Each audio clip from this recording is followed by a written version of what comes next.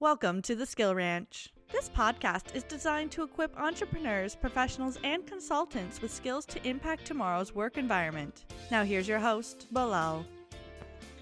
Hi, this is Bilal Wasim and welcome to the SkillRanch. Barbara is a mental health occupational therapist with the HAERT Mental Wellness Program at an award-winning mental health care facility in the San Francisco Bay Area. She works with Silicon Valley clients and their families who are coping with depression, anxiety, substance dependency. Barbara helps people to develop skills for managing stress and anxiety and to improve their performance and independence at home, school, and work. While teaching her clients these skills, Barbara realized she was also using and benefiting from them. She became passionate about educating people on these preventive strategies to improve mental wellness, live happier lives, and thrive. Welcome to the Skill Range podcast, Barbara. How are you doing today? I'm doing very well. How are you, Bilal? I'm doing fantastic as well, and it's a pleasure having you today on the podcast, Barbara. Thank you. A pleasure being here. So, could you please share a bit about your background? What are you currently working upon? So, my background is as an occupational therapist working in mental health, mostly with teenagers, but also with adults, often with substance use issues, managing substance dependency. And I'm basically working with them to try and recover from their mental health issues and to learn to thrive and improve their skills for dealing with, the challenges of life. That sounds very impressive. So, you mentioned about mental health issues. So, what are some of the mental health issues that are affecting the teenagers in today's society? Wow. So anxiety is a huge issue currently, followed by depression and sort of a confusion around life and what they're doing with it. I think that for teens, it's always been a difficult period, right?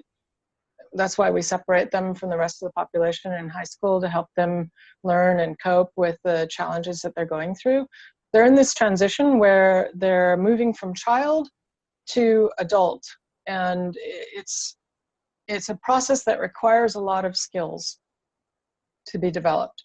On top of that, their brains and their body chemistry is all changing, which makes them more subject to stronger emotions. So they have to go through this time period where they're getting more stressors, they're getting more conflict in their life, they're starting to date, they have conflicts with their parents because they're trying to develop their own independence. And then on top of that, they're generally more emotional because of the way their brains are changing and their body chemistry is changing. So it's a combination that causes a lot of anxiety. Where am I going? What am I going to do with myself? How am I going to do it on my own? And sometimes we have issues with people trying to figure out, things from their past. How do they cope with stuff that they've experienced in the past, and how are they going to move forward? So, let's say, take an example of a person. So, how would you define that a certain person is feeling anxiety, or is that person stressed? Like, how to define so that we know that when are we in that state of anxiety?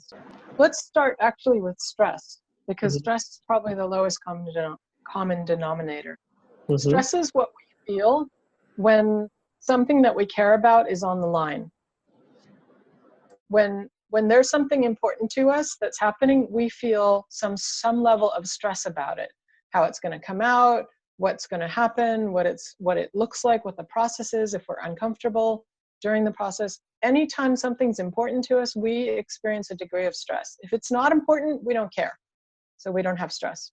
Okay, so that's the starter.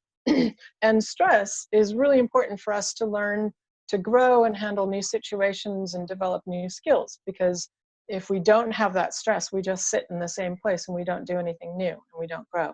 So stress is really important to us, but we have to learn how to cope with it. Anxiety, there's an expression that goes, if you're living in the past, you know, you're thinking about things that happened in the past, then you're depressed. If you're living in the future, where you're worried about the outcome of something, you're worried about what the experience is going to be like, all of those worries are your anxiety. So if you're living in the future, you're anxious. Yeah, and the goal, this is with regards to mindfulness, the goal is to be present in this moment today and recognize that you're fine right now. What you're worried about is either something in the past or something in the future. So anxiety, as it differs from stress, is more our worries about how things are going to pan out, what's going to happen to us, and how it's going to be. A few interesting things that you mentioned. So you said that if we are living in the future, we are anxious, and then similarly with the past experiences. Let's take example of a person who would like to develop themselves as a successful career profession, but they are just starting out. So if we have these thoughts that are from the past and anxious about the future, what are some of the negative ways it can affect our work in the present environment? There are a lot of ways that our concern about the past and the future affect our current behavior. Obviously, we need our experiences from the past and we need our goals for the future to help guide us in what we do, right? We have to learn from things that we did in the past, that's experience. And we have to think, oh, I want to get to a certain point in the future and I want it to come out a certain way. And those would be our goals, our long-term, medium-term goals that help drive us and help give us motivation and send us down a path and help us make decisions. The problem comes when we get caught up in our brains, really. So our brains have evolved to come up with the most incredible ideas. We come up with inventions and new products and new processes and ways of doing things and ways of thinking all the time.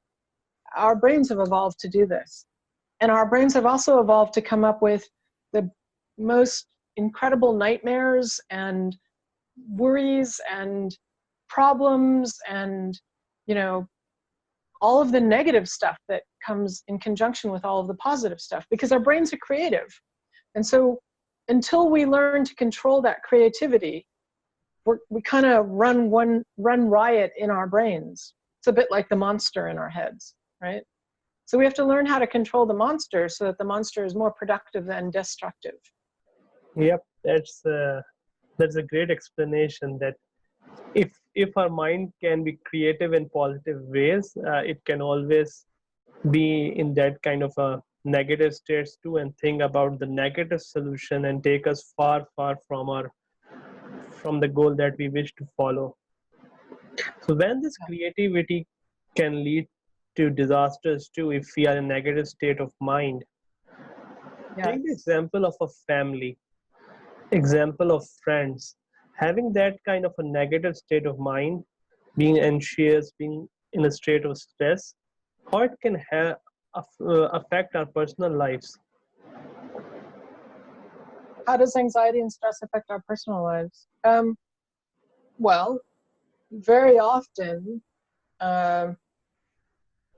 anxiety and stress causes us to, well, first and foremost, be shorter tempered, quicker, more impulsive in our decision making or our responses, maybe less thoughtful, right? We respond in a knee-jerk way when we're interacting with other people, just by whatever we do by habit, and we don't take the time to thoughtfully step back, look at a situation, determine what a more productive course of action might be. We just respond, right? So that would be the first problem, that when we're anxious or stressed, that we become a little bit more impulsive, a little bit more emotional, and we're guided by those things instead of by, you know, a balance of our emotions and our reason.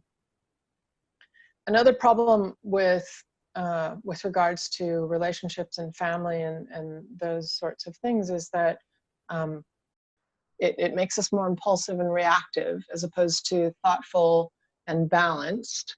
That's for sure one thing. The other thing that happens when we're stressed and anxious is that, you know, we talked about what our brain does, what we think and create in our heads. We have habits that relate to our, just like we have habits that relate to our physical doing. You may always brush your teeth in the same place, in the same way, and maybe you brush before you floss, or you floss before you brush, or you always put your toothbrush in the same hand and you do the toothpaste with the other hand. Those are behavioral habits. We also have thinking habits. So when we walk into a room, for example, and the conversation stops and everybody looks at us, and then somebody laughs and they go on, you know, we immediately think, oh, they're laughing about us, they're thinking about us, they're talking about us, and we internalize it. So that's a habit, right? To kind of over-personalize the situation. Or that's one example. Another habit might be, I'm worried about my test tomorrow because I always blow it. I always mess up. I never do well on my tests. You know, the last test I did was terrible. I forgot about the one that I did before that. That was okay. But the last test I did was terrible, so I'm a failure. It's this black and white thinking, all or nothing.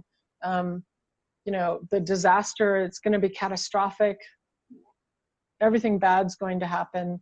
Those are examples of other thinking habits that we engage in regularly, particularly when we're emotionally charged. And if we're negatively emotionally charged, we swing towards the negative thinking habits, which basically undermine us. They limit our ability, they restrict our creativity, they restrict our ability to take a risk or put ourselves out there or try something new or open up to somebody and be vulnerable because we're afraid. So in the home, our relationships will be affected by those thinking habits coloring our relationships and the things that happen in a negative way. Similarly, in the workplace, if we have negative thinking habits, those will color our behaviors and our thoughts and our interpretation of what happens in the workplace.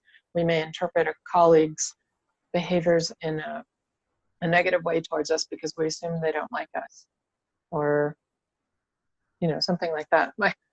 Here's a really good example. My daughter is currently watching an anime cartoon called Hondo. Say Hondo. I can't even remember what it is, but it's about a boy who in high school who walks into the high school and assumes that everybody hates him, everybody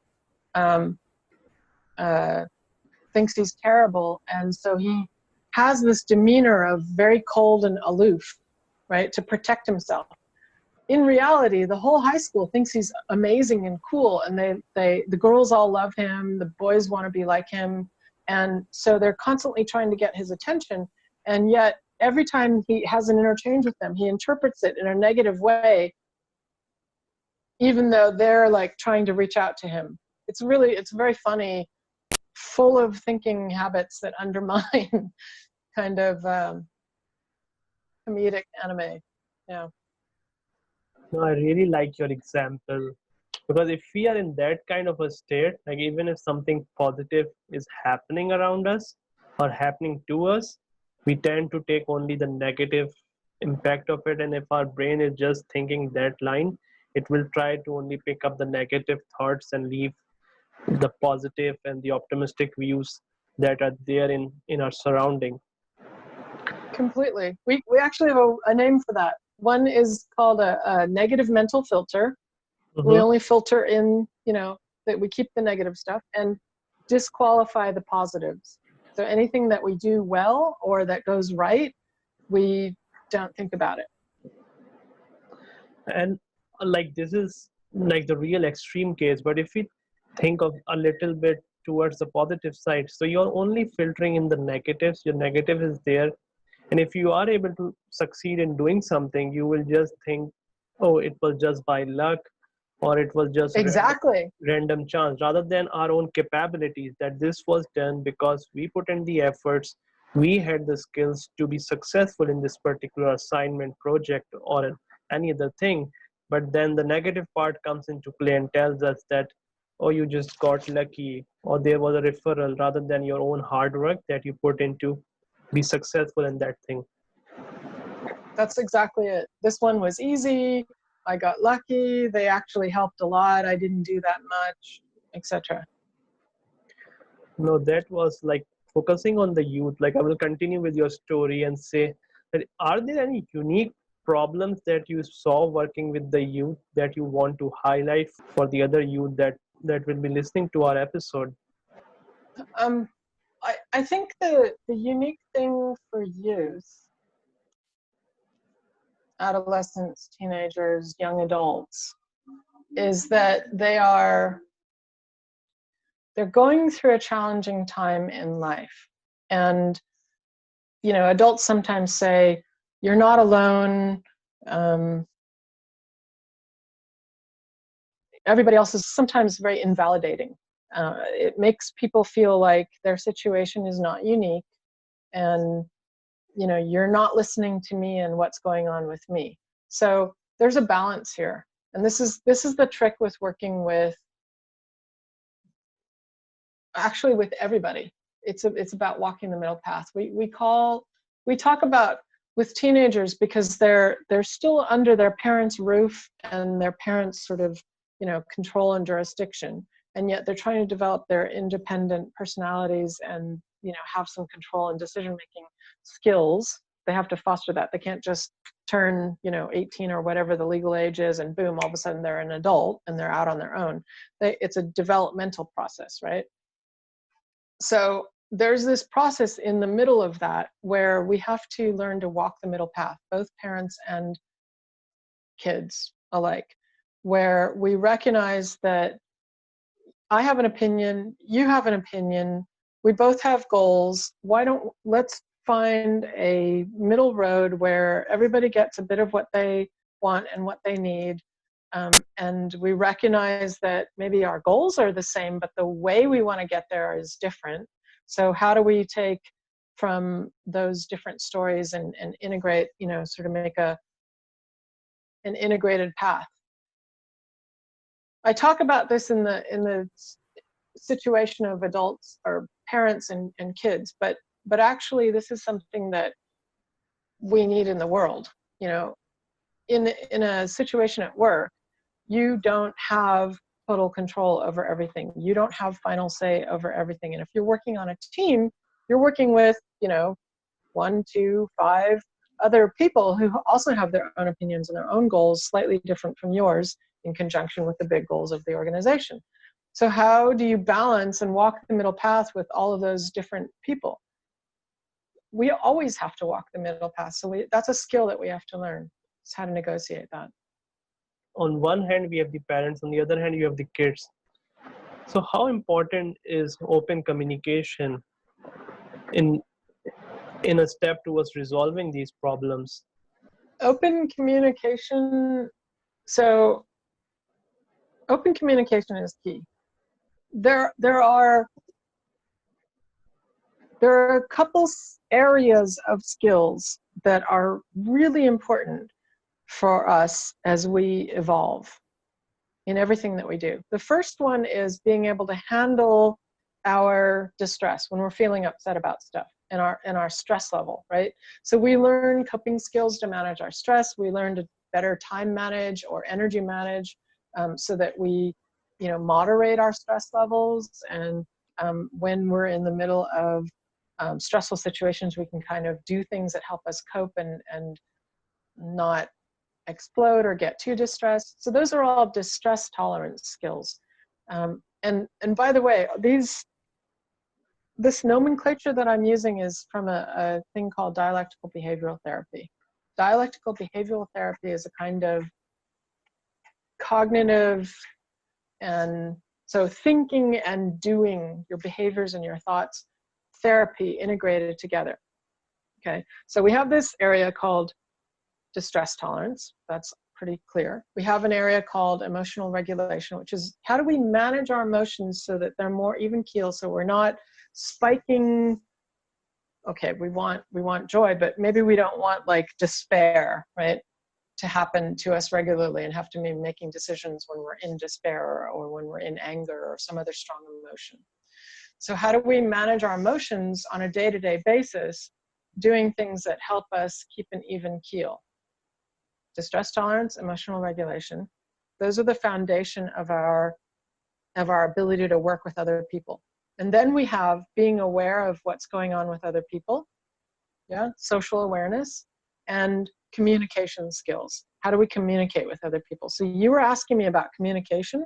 Before we have communication skills, we have to develop those other 3 areas, right? How do we be aware of and manage our own distress? How do we regulate our own emotions? How do we understand what other people are going through and being aware of them? And then how do we communicate with them effectively? So it's a stack, right, of skills. Okay, so is communication, open communication, important for managing stress and walking the middle path? Absolutely.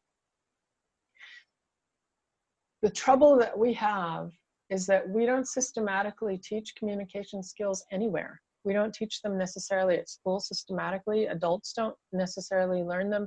I mean, we teach things like, how to brush your teeth and how to floss your teeth to avoid dental problems in the future, but we don't systematically teach people how to communicate, what communication skills are needed in order to have healthy relationships in the present and in the future. So some of those skills are being able to express oneself. What do I want? What am I thinking? Without stamping on the other person and invalidating what they want or what they think. Right? It's just an open expression without judgment of the other person. I feel this, I want this, some basic skills. That's one part of open communication. The other part of communication that's really, really difficult for us is being vulnerable and telling somebody something about us. So if we say we want something, we put ourselves up for rejection. And we don't like it when people say no to us. Yeah. We also don't like to say no to other people. So we don't necessarily want somebody to ask us, I want you to do this, because then we have to say no sometimes. So what we wind up doing is we just say yes, we do it, and then we're resentful and we're pissed off at that person. So those are all skills that we have to learn how to do. How to say no gracefully in a way that the other person will acknowledge is valid and accept. And also how to ask other people for the things that we want. So yes, open communication is really important. And I get your point around emotional intelligence. Like only if you know how someone is feeling, if you're able to really analyze to that depth, only then the communication part comes into play. But even before that, as you mentioned, that need to discover ourselves, need to be aware of where we are and what are problems. So if we talk around resolving anxiety and stress in our life, especially connecting to the points that we discussed early on, like what happened in the past and the future, or are we over personalizing an event or any picture, any video that we feel it's something that brings negative vibes for us or the negative thoughts in our minds? So how would someone battle these thoughts and then from there move on towards resolving the stress and the anxiety that is there in their lives? Yeah.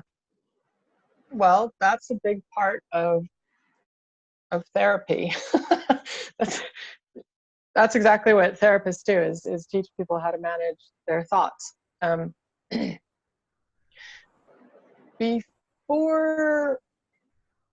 Before you can think about managing your thoughts, you have to learn the skills of managing your emotions, because our physiological response and our emotions affect how we think. If we're feeling negative, you said this before, if we're feeling negative, then we will interpret something in a negative way, right? Okay. So we have to learn to manage the negative feeling. So if we come into a situation, say you have to give a presentation in front of a lot of people, and you're not, it's not something that you're used to doing. So everybody gets nervous, right? You start feeling what we describe as anxiety. It's that fight flight response, the stress response, where our heart rate goes up a little bit, we start palpitating, and our breath gets a little shorter, and our muscles get tighter because we're anticipating this thing that's going to happen. Our bodies may interpret that as fight flight, as a stress response like fear in an emergency situation. And yet we're not in an emergency situation. We're only presenting in front of a bunch of people. There's no life or death matter going on here.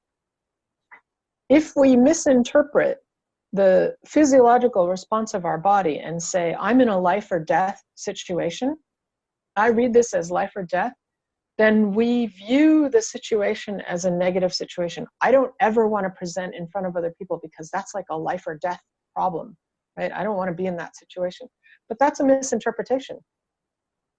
Another way of viewing it is saying, oh, my heart rate's going up, my muscle tension's going up, my breathing rate is going up, I'm doing this in preparation for this activity. It's actually not fight flight, it's actually excite and delight. I am preparing my body to be ready to present, to be on, right? And that's a good thing, because I need that to have the energy to present in front of this group of people, to keep them captivated. So now I've just reframed my physiological experience, the same things, increased heart rate, increased breathing rate, increased muscle tension, as not something dangerous, but as something valuable to perform better. That reframing of my physiology and understanding changes my emotions. In one, I have fear. In another, I have anticipation. It's like somebody goes on a roller coaster. One person might be afraid of that and say, no way. Another person might be excited and anticipatory and say, wow, I want to pay money to go on this roller coaster and feel this rush of adrenaline, right? So it's just a reframing of the whole experience. If we can use that life hack to reframe our experiences of things that we think are fearful as opportunities and, exciting growth moments, then we change our emotion and we change our thinking patterns towards the experience. So that's the first thing that has to happen. Then we can step back and say, oh, if I have this negative feeling, this fear feeling about this situation, that makes me think I should avoid it, it's bad, anything that happens is not going to be good, or it's a slim chance I'm going to come out of it, with flying colors. We don't really want to go in that route, because it's a very negative way of looking at things, because it's guided by the fear. So if we can look at it as, oh, this is a growth opportunity, it's exciting, I'm challenged and my body is preparing, and we say, what is one growth point that we can get out of this experience? Maybe it's not the most wonderful presentation as a professional presenter might do, but maybe I'm better than what I was 2 days ago, because I've done it now, and I realize I'm not gonna die at the end of this as a presentation. And then you grow a little bit, and then the next one becomes a little bit easier and a little bit easier and a little bit easier. And you recognize that that feeling of anticipation and excitement is actually a growth opportunity. And then we can reframe our thoughts. Yeah. So reframing, and then looking at how we're thinking about the situation. Are we engaging in a thinking habit that undermines us, like catastrophizing or negative mind reading or disqualifying the positives? Catching it and trying to change that thinking habit is the next step. Yeah. And I will keep the example of that public speaking. So, like, everybody has that kind of a fear with public speaking. And if you see someone who is like really delivering a wonderful speech, people just think he's very credible. So one of my mentor, John Maxwell, once shared a story that he said that I am speaking for now more than 12,000 times. And even if I am not good, that meant I chose a wrong career. So after that much experience, John Maxwell can speak in such a way. And we shouldn't compare ourselves. If we are just starting out, we are giving us our first workshop, then we should compare with those individuals who were giving it for the very first time. Like, even by comparing with people who are in the same boat as us, would give us more confidence rather than comparing with individuals who are far ahead of us. And that kind of bring in the negative motivation. You're not passionate anymore, and the goal just fades away. Yeah.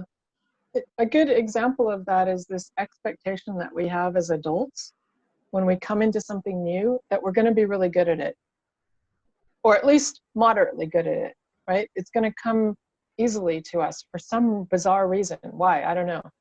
But we have this expectation, maybe because other things in our lives are fairly easy, and we forget that what it's like to do something brand new, like learn to ride a bike or learn to walk, where you fall down a lot, right? When we're kids, we don't think about it at all. We don't think, oh, I don't want to learn to walk because I'm going to fall down and I'm going to hurt myself, and I don't want to learn to walk. We don't really go through that process. We just do it, and it's playful and it's kind of fun. And we fall down, and it hurts a little bit, and then we rub it, and then it goes away, and then we're fine. We don't dwell on the falling down. But as adults, when we go into something new and it's harder than what we might anticipate, or it might, we don't give ourselves the leeway to be bad right off the bat as a novice in whatever it is that we're doing. And we have this expectation that we're going to be sort of like an intermediate level, not a novice. Then we set ourselves up for failure, right? Because we're saying, you can't be a beginner. You can't be crappy at the thing. Who starts out as mediocre? We all start out, we should all theoretically start ourselves out at crappy, right? And have the idea that, yeah, I'm crappy, but if I do it again, I'll get a little better. But somehow that's really hard for us to give ourselves that leeway to just be crappy to start with. And yeah, we need to believe that, and also persistence is key. So over a period of time, you would surely be at a better place. But since we are discussing around adults, like before the pandemic, usually everybody had the schedule from 9 to 5, with, depending on where people lived, it was like 1 to 2 hours of travel every day, and which is very stressful too. What are some of the practices you can suggest to such individual to keep them fresh when they come back home? How would you suggest those individual certain activities that can help them reduce the daily stress of traveling and commuting? So specifically to traveling and commuting, there are a variety of ways of making that time period productive for you in some way. If you drive, obviously your attention has to be on the drive, right? You can't be distracted by working or, something else. So you can use that time period as a decompression time that switches you between work mode to home mode, right? So maybe that transition is almost like a self-care activity where you go on vacation, right? You go in your car, and your car smells nice because you have a nice air freshener in there, and it's clean, so you enjoy the space and it feels comfortable, and you have your seat set up exactly the way you like it so it supports you and it doesn't give you pain. And you turn on your favorite podcast, or you turn on Bilal because you like to listen to him on your ride home, and it's just the right amount of length, right? Now, whatever it happens to be, it's either informative or it's, humorous. It makes you laugh. It makes you feel happy and positive. This is meant to be a decompression time. On the way to work, maybe it's a get into work mode time. So maybe you're spending that time learning about stuff that's going on in the world, learning about what other people are doing, learning from experts or mentors. And maybe on the way home, you're spending the time goofing off and listening to comedy and releasing yourself from everything that happened during the day. So I think the point that you're asking me about is, how do we make use of the time chunks that we have to manage our stress and support ourselves in what we need better?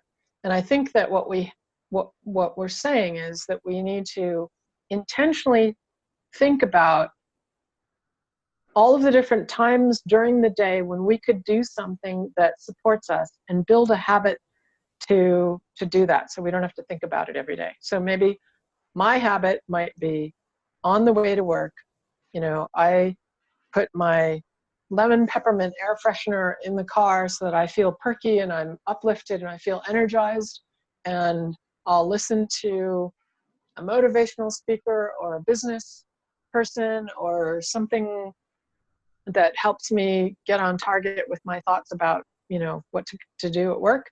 And then on the way home, I might put on my lavender air freshener with something orange that's like soothing and calming and happy, and some other stuff that give me like positive sensory experiences, right? And then I do something more playful. So that habit that we do every day helps support us with what we need in a way where we don't have to think about it too much anymore. Yeah? That is a very extensive list, Barbara, and I really enjoyed those two things about the air freshener, like changing the smell of it and just doing your brain in a better way. That's very impressive. And like up till so far, we have been talking about the negative aspect of anxiety and stress. Under any circumstances you feel that anxiety or stress could be beneficial for our body? Well, we did talk a little bit about how stress is important for us. We actually need stress to grow, because you've heard the quotes about how growth happens outside of our comfort zone, right? We don't grow unless we're pushed. So we need stress to make us learn new skills, expand our horizons, test ourselves, push ourselves. The problem comes when the stress becomes overwhelming. So we have to learn how to manage the stress, how to notice when we're starting to feel overwhelmed before we're actually overwhelmed, and do things to manage that, proactively, okay? Anxiety. So I think anxiety can be sort of broken down into levels, right? A little bit of anxiety or a little bit of worry is obviously useful for us, because we want to push ourselves to reach our goals. And so when we worry about something and we're anxious about the outcome of something, that helps us maybe prepare more, or spend a little bit more time crossing the T's and dotting the I's and doing a better job. So we need some anxiety to help motivate and to push us. Again, as with stress, the problem is when anxiety becomes overwhelming, right? It's like water. We need water, but if we have too much water, we drown. Same thing, yeah? So all of these things are double-edged swords. that we need to learn to actively manage. I think the problem that happens is that when we're born and we grow up and we go through our day, and as adults we fall into habits and we stop thinking about, do our habits actually serve us? Are the habits that we're engaging in the ones that support the goals that we have? And that's about living intentionally. So I think that the challenge is in this day and age where so much is kind of done for us and so much is easy, is to step back and say, am I doing the things that put me in the right place or push me in the right direction? So whether it's anxiety or stress, whether it's whatever it happens to be, we can use those things to our benefit, but we have to intentionally figure out ways to do that through our habits. I'm sorry, that was a really long roundabout way of saying what I was trying to say. I don't know if that came out very well. No, I just got two things. First, I will mention regarding stress. So if you were to hold a glass of water for like 15 seconds, that's very easy. You would take that much time to drink it. But if you were to hold it for an hour, for 2 hours, then it would become a stress for you. So I really like the example that a glass of water is beneficial. And then if the whole water comes into it, then you will be drowned inside it. And the second one was that growth happens outside of the comfort zone, and then growth is a journey. So we need to take intentional steps daily in order to be successful. And if we are like anxious to the point that we make great goals and then follow them through to execution, then it would be really beneficial for us. And one of my other mentors once mentioned that an overwhelmed person is underperforming, which means that we are anxious, we are in a state of anxiety or stress only when we know that we can deliver more, we have more potential, but we are unable to take those steps for any reason. And that is why we are stuck where we are. Whenever we say only or always, we're usually wrong. because it's platitudes, right? I think that anxiety for sure can help us if we learn to manage it. Just like a knife can be an awesome tool in the kitchen and help us make amazing food and sustenance for our bodies and our families, but it can also be a dangerous weapon and it can cut us, right, and hurt us. So it's all about learning the intentional skills of how to, one, be aware of the anxiety that we're feeling, two, be able to manage the level of anxiety so it's at that productive level but not at the unproductive level. And that happens through recognizing our bodies, managing our body, our physiological experience. When we're feeling overtired or hungry or whatever, we take a break. We give ourselves some slack. We don't push until we pop because we're too tired or we're too hungry or whatever it is, too stressed out, and we collapse. There's no honor in pushing ourselves to the point of collapse. That's basically mismanagement. Yeah? So we should not be collapsing at the end of the day. We should be tired, but also not overly tired.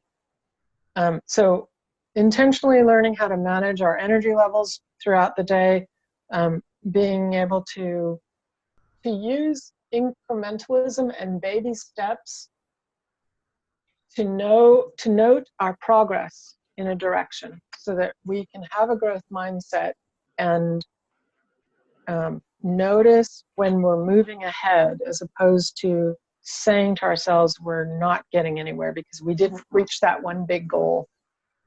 That will help our thinking mistakes.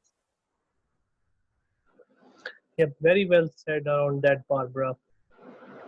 And it was wonderful learning from you today around anxiety and stress management.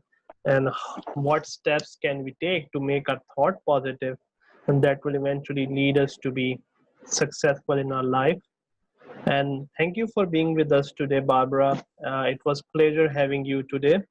Thank you so much, Bilal, for setting this up and giving me the opportunity to share with you and your audience my thoughts around anxiety and growth and how we manage all of this and our skills.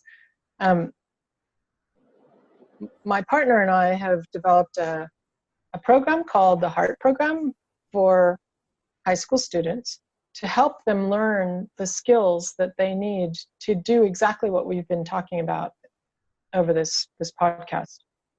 It's all online.